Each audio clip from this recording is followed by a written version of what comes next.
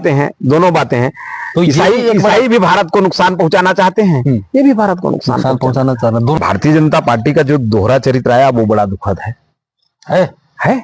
मैं ईमानदारी से कह रहा हूं कि ये लड़का क्रांति ले स्कूल के एडमिशन के समय से अभियान चला रहा हूं कि ईसाइयों के स्कूल का बहिष्कार करिए। ईसाई की नहीं, हम भारत की जाति प्रथा को नहीं मानते, भारत में जाति प्रथा छुआछूत होता है, हम जाति प्रथा को नहीं मानते, ऐसा हल्ला करेंगे। लेकिन जब आरक्षण लेना होगा तो हम तो सुने तो उराव जाति के कोई ईसाई बनता है तो ये मान के चलिए मोटा मोटी भाई से भाई अलग हो जाता है। हम तो राजनीतिक क्षेत्र के लोग छोटा सा काम करते हैं और पेपरों में मीडिया में चलाते हैं, ये लोग साइलेंट पहले राजनीति के क्रांतिकारी हुआ, पहले ये क्लियर कर। साइलेंट किलर हैं ये लोग। राजनीति में क्यों आए आप और भारतीय जनता पार्टी को ही क्यों चुना आपने? देखिए नमस्कार, मैं हूं अमित। आज के हमारे मेहमान हैं भाजयुमो के प्रदेश अध्यक्ष छत्तीसगढ़ के रवि भगत जी। बहुत बहुत स्वागत है सर आपका। नमस्कार रवि भगत जी, सबसे पहली बात मैं आपको अगर कहना चाहूं आपसे, भारतीय जनता पार्टी के जितने नेता हैं या भारतीय जनता पार्टी को मैं जितना समझता हूं, कुछ ऐसे नेता हैं जिनकी विरोधी भी उनकी प्रशंसा करते हैं, जिसमें एक अटल बिहारी वाजपेयी जी, फिर नितिन गडकरी जी हैं, तीसरा नाम अभी रवि भगत का आ रहा है। विरोधी भी आपकी प्रशंसा कर रहे हैं। आपकी राजनीति की जो धार है इसको किस शान पर तेज किए हो आप, ये बता दो पहले मेरे को। ये राजनीति का मतलब किस हिसाब की आप राजनीति कर रहे हो कि विरोधी भी आपकी प्रशंसा कर रहे हैं? सबसे पहले तो आपके दर्शकों को मैं नमस्कार जोहार राम राम करूंगा और सबसे आग्रह करूंगा कि आप जो एक चौथे स्तंभ का कार्य कर रहे हैं इसमें आपके सहयोगी बने, सहभागी बने और आपके चैनल और आपके सोशल मीडिया के काम को आगे बढ़ाने में सहयोग करें। और मैं आपकी बातों को थोड़ा काटते हुए, ऐसे अटल जी के बताए मार्गों पर भारतीय जनता पार्टी नहीं पूरा देश चलने का प्रयास कर रहा है और प्रयास हम भी करते हैं कि राजनीतिक क्षेत्र में है तो अटल जी हम सबके आदर्श हैं। और वर्तमान समय में गडकरी जी का काम उनका काम बोलता है, इसलिए उनके लाइन पे मैं खड़े होने के कहीं काबिल नहीं हूं। बाकी बचपन से एक स्वभाव है कि कुछ बातें हैं जो अपने क्षेत्र के लिए, अपने समाज के लिए भले की बात हो तो मैं वहां बोलता हूं। उसके परिणाम की चिंता बहुत नहीं रहती। परिणाम की चिंता में कई बार मुझे लगता है कि दो राहे पे खड़े हो, मतदार में खड़े होके सोचने से अच्छा किसी की रास्ते पे चल पड़ो। हो सकता है उससे रास्ता सही होगा, गलत होगा, उसके लाभ हानि दोनों हो सकते हैं। इस हिसाब से मुझे उचित कई बार लगता है, उन चीजों को मैं कर देता हूं और ये इतना ही है। नहीं, अटल जी की बड़ी प्यारी सी लाइन थी कि पार्टियां बनती बिगड़ती रहेंगी, सरकारें आती जाती रहेंगी, देश रहना चाहिए। देश हित में जो भी बोलना है, जो करना है वो करना चाहिए। तो आपके जो अभी कुछ दिन पहले का जो घटनाक्रम था, मैं उस आधार पर, मैं उस पर जाना नहीं चाह रहा हूं तत्काल, लेकिन मैं उस बातों को आधार मानकर मैंने इस बात को, अटल जी की मैं तुलना नहीं किया, मैंने एक उदाहरण बतौर बताया आपको। उनसे अब वर्तमान परिप्रेक्ष्य के किसी भी कार्यकर्ता की तुलना हो ही नहीं सकती, नहीं हो सकती, वो संभव ही नहीं है। बाकी अच्छा, राजनीति में क्यों आए आप और भारतीय जनता पार्टी को ही क्यों चुना आपने? देखिए, मैं राजनीति में क्यों आया इसका सवाल मैं खुद से भी कभी करता हूं तो नहीं समझ में आता। बहुत ज्यादा नौकरी करने की कोई इच्छा नहीं थी और बचपन में भी कुछ विषयों को लेकर गांव में कुछ घटनाएं घटी जिनका विरोध करना मेरे स्वभाव में रहा। और मैं नेहरू युवा केंद्र में काम करता था और ना काम करने के साथ साथ उस समय मुझे पता चला एक पेपर के माध्यम से कि अखिल भारतीय विद्यार्थी परिषद का कुछ अधिवेशन अभ्यास वर्ग होना है। उसमें गया और विद्यार्थी परिषद से जुड़ा। विद्यार्थी परिषद से जुड़ने के बाद देश की कई परिस्थितियों को समझने का अवसर मिला। उन परिस्थितियों में बचपन का जो संस्कार है, जो पालन हुआ है, उस परिस्थिति से हिंदुत्व का भाव मन में जगा। और जब हिंदुत्व के भाव में काम करने लगे तो एक समझ में आया कि वर्तमान समय भारतीय संस्कृति सभ्यता की बात करना या उनके संरक्षण को करना या आगे बढ़ाना, इन बातों को अगर कोई लेकर काम करता है तो भारतीय जनता पार्टी। विकास का काम तो लगभग अलग अलग परिस्थितियों में अलग अलग होते रहते हैं, लेकिन मूल जो है सड़क पुल पुलिया बनने का काम होते रहेगा। लेकिन हमारी संस्कृति जो मूल है, भारत की जो बात है, उस बात को कौन करता है? उसमें मुझे लगा कि भारतीय जनता पार्टी है। मुझे लगता है कि इस राजनीतिक संगठन से जुड़ना चाहिए और छात्र राजनीति के समय विद्यार्थी परिषद से जुड़े थे तो भाव था और विचारधाराएं मिलती है।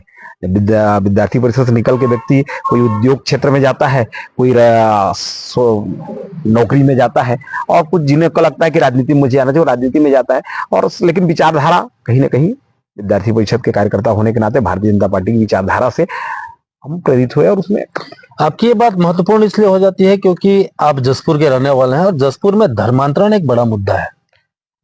कि मैं आपके चैनल के माध्यम से बताऊंगा, मैं उसी समाज से आता हूं। नहीं, मैं इसीलिए ये सवाल किया क्योंकि धर्मांतरण एक बड़ा मुद्दा है, तो सबसे पहली बात। दूसरी बात, ऐसा क्या घटनाक्रम हुआ कि आपको लगा कि अब हमारा जो, जैसे मैं अभी कल एक नेताजी का इंटरव्यू किया, हमारे पूर्व गृह मंत्री का, वो भी धर्मांतरण को बड़ा गंभीर मान रहे हैं, बोल रहे ये गुलाम बनाने का एक सुनियोजित षड्यंत्र बता रहे हैं। आपके साथ ऐसी क्या घटना हुई थी कि आपको लगा कि यार इस स्थिति में हम बर्बाद हो जाएंगे और हमको अब अपने धर्म के लिए, अपने धर्म के प्रति काम करना है? देखिए, धर्मांतरण का विषय बहुत व्यापक हो चुका है।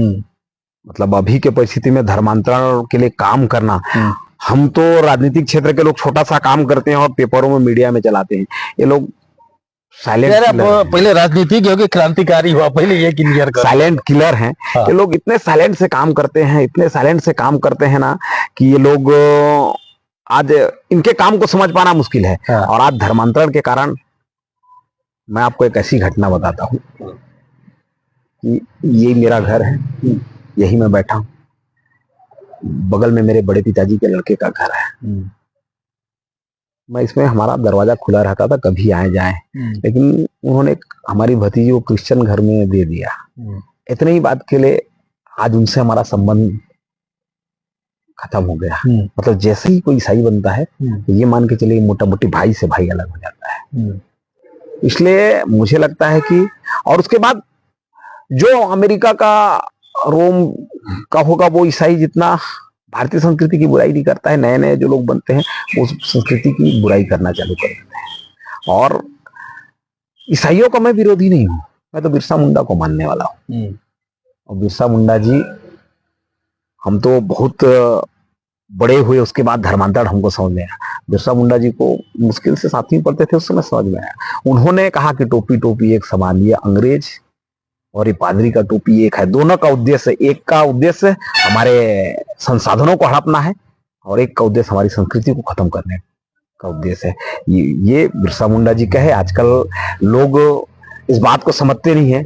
वो बिरसा मुंडा जी और जयपाल मुंडा को एक मानते हैं। जयपाल मुंडा बहुत हॉकी चैंपियन था, ईसाइयों के स्कूल में पढ़ा लिखा और अपने जीवन को विदेश में आराम से जी रहा था। लेकिन जब भारतीय संविधान बनने की बात आई, तो जयपाल मुंडा जी को प्रोजेक्ट किया गया यहाँ कि आदिवासियों के मसीहा है।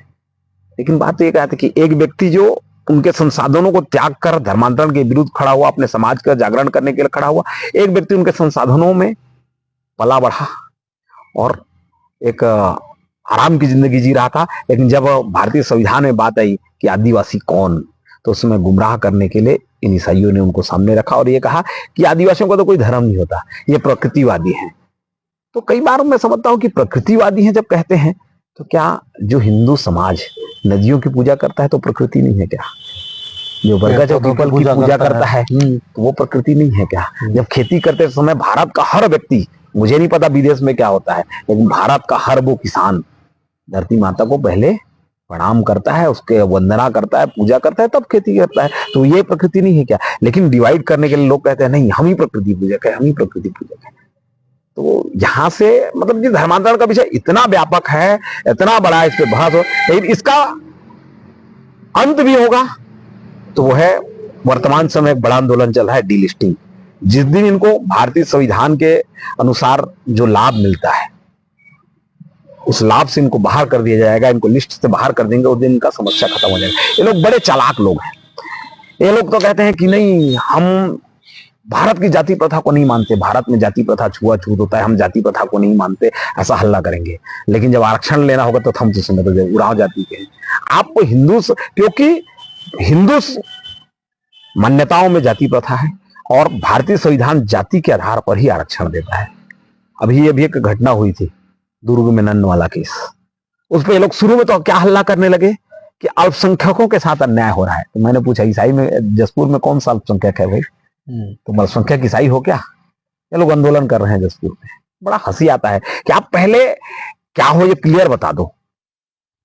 समुद्र में कहते हैं वो एक मछली रहती है, सांप के साथ दिखना रहता है तो सांप वाला मुंडी दिखा देता है, मछली के साथ दिखाया तो पूछी, तो इनका ऐसी हालत है। इसलिए मुझे लगता है कि प्रत्येक भारतवासी को, मैं नहीं कहूंगा कि सिर्फ इस देश की जनजाति आदिवासी को ही नहीं, भारत के प्रत्येक वासी को बिरसा मुंडा जी के पद चिन्हों पर चलना होगा। आज दुर्ग में ही एक घटना घटी, एक तीसरी की बच्ची को राधे राधे बोलने पर उसके मुंह में टेप चिपका दिया गया। मैं पिछले स्कूल के एडमिशन के समय से अभियान चला रहा हूं कि ईसाइयों के स्कूल का बहिष्कार करिए, ईसाइयों के स्कूल को छोड़िए, अपने बच्चे को निकालिए। अगर ये बात लोगों को समझ में आ गई हो तो तीसरी की बच्ची के साथ वो टेप चिपकाने वाला और मारपीट करने वाली घटना ही होती। इनके स्कूल का बहिष्कार करिए, लोग सीधे हो जाएंगे।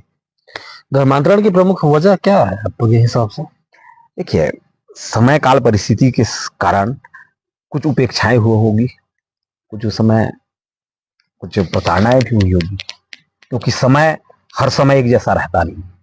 तो उसका इन्होंने एक सेवा का माध्यम बनाया। बिल्कुल इन्होंने जो काम किया, उस काम की आप जब आकलन करेंगे तो उस समय बिहार जंगल में स्कूल खोल देना, हॉस्पिटल खोलना बड़ा पवित्र काम था। लेकिन उसके पीछे जो काम है, आप रवि भगत को रवि भगत रहने देंगे और इसका विकास करेंगे तो उसका लाभ है। रवि भगत को फ्रांसिस बना देंगे और उसका विकास करेंगे तो क्या होगा। इन्होंने ऐसा एक गरीबी का कहेंगे या अज्ञानता का कहेंगे, उसका लाभ लेके उस समय धर्मांतरण का बड़ा षड्यंत्र चला। और आज की परिस्थिति में ऐसा है कि मैं गांव में रहता हूं, किसी व्यक्ति को रवि भगत के वर्चस्व से पीड़ा है तो अपना वर्चस्व बनाना चाहता है, तो अरे यार रवि भगत का वर्चस्व हिंदू समाज के काम करने में, हिंदू होने में है, तो मैं इसके पीछे चलूंगा तो मेरा वर्चस्व होगा नहीं, चलो भाई इसके लिए कुछ और मार्ग है तो वहां अपना लें। तो फिर वो पास्टरों के फादरों के लिए में षड्यंत्र में फंस के कहीं ना कहीं उनके चंगुल में चला जाता है। दुर्ग का जो नन वाला मामला जिसका अभी आप जिक्र किए, उसमें तो भारतीय जनता पार्टी का भी दोहरा चरित्र सामने आया, कैसे उसको डिफाइन करेंगे आप? देखिए, भारतीय जनता पार्टी का जो दोहरा चरित्र आया वो बड़ा दुखद है। मैं ईमानदारी से कह रहा हूं कि ये लड़का क्रांति आप लाओगे। नहीं, देखिए, मतलब इतनी ईमानदारी से है, इस बात को स्वीकार रहे हो ना आप? बड़ा दुखद है। है। अब वो किन परिस्थितियों में है, उन परिस्थितियों को मैं यहाँ पे बैठ के आकलन नहीं कर सकता, वो अलग चीज है, ठीक है।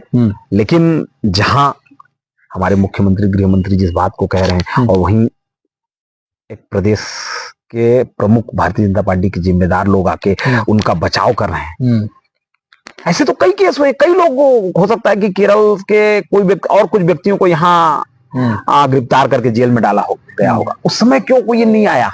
इन्हीं को बचाने के लिए स्पेशल ताकत लगता है। ये ताकत कौन है, इस ताकत के पीछे कौन खड़े हैं, इस पे भी बड़ा चिंतन करने की आवश्यकता है। और मुझे लगता है कि उनको किसी हॉस्पिटल में पढ़ाने के मतलब काम करने के भी ले जा रहे थे तो मानव तस्करी तो है ही, इसमें कहाँ कोई बात है। और वो कहते हैं कि उनका धर्मांतरण पहले ही हो गया था, तो वो बस्तर में एक तरफ कहते हैं कि धर्मांतरण हो नहीं रहा है कहते हैं, तो फिर बस्तर के आदिवासी ईसाई कैसे हो गए? वो इसके पीछे बहुत सवाल है और इसके लिए हिंदू समाज को मजबूती के साथ खड़े रहना पड़ेगा। और इसके 2-3 कारण हैं। इनके स्कूल का आप बहिष्कार करिए, आप अपने पुराने आयुर्वेदिक पद्धति की ओर, मैं इस पर आपको अलग से सवाल करूंगा आपसे। आपकी ऊर्जा और आपके विचार के बाद मैं एक चीज आपको थोड़ा सा करेक्ट करता हूं। बस्तर या वो क्षेत्र जहां जो नक्सलवाद प्रभावित है, सामान्य तौर पर नक्सलवाद वही है जहां पिछड़ापन है, और जहां नक्सलवाद है वहां पे धर्मांतरण बड़ा प्रमुखता से होता है। और धर्मांतरण वाले लोगों को ऐसे क्षेत्रों में किसी तरह की कोई दिक्कत नहीं होती है। जैसे नक्सली प्रभावित क्षेत्र में एक बार हिंदू धर्मावलंबियों को थोड़ा दिक्कत हो सकता है, मुसलमान, लेकिन इनको पादरी लोगों को दिक्कत नहीं होता है। इसके पीछे का कहानी जानते हो आप? देखिए, आज तक ईसाइयों ने कभी मुझे कहीं नहीं सुनाई दिया कि माओवाद का या नक्सलवाद का कहीं विरोध किए होंगे। नहीं, ये मतलब एक छोटा सा सवाल है, इसके पीछे कहानी बहुत बड़ी है। और वो जो अर्बन नक्सल आते हैं, जेएनयू से उठ के आते हैं और जेएनयू में जिनकी विचारधाराएं इनसे कनेक्ट होती है, वो सारी चीज एक ही सिक्के के 2 पहलू, एक ही चट्टे बट्टे हैं, आप उसको कह सकते हैं। मैं एक महापुरुष को सुन रहा था, उनकी बात मैं आपको बता रहा हूँ। जब नक्सलवाद का उदय हुआ, ये चारू मजुमदार और कान्हू सन्याल जब नक्सलवाद का स्थापना किए, तो ये चर्चा है कि उस समय उन लोगों को अमेरिकन खुफिया एजेंसी ने फंडिंग किया था। और इस बात से कोई इनकार नहीं कर सकता कि नक्सलियों को विदेशी ताकत जो है पैसा भी देते हैं, हथियार भी सप्लाई करते हैं। वो तो प्रमाणित है, वो प्रमाणित तो है। जो प्रमाणित है, अब ये कारण है कि नक्सली जो है इन लोगों का समर्थन करते हैं। दोनों बातें हैं। तो ईसाई भी भारत को नुकसान पहुंचाना चाहते हैं, ये भी भारत को नुकसान पहुंचाना चाहते हैं। कहीं आपको इधर उधर जाने की जरूरत नहीं। हालांकि ये मेरा मुद्दा था नहीं, लेकिन मैं आपके हिसाब से सवाल कर लिया। जी।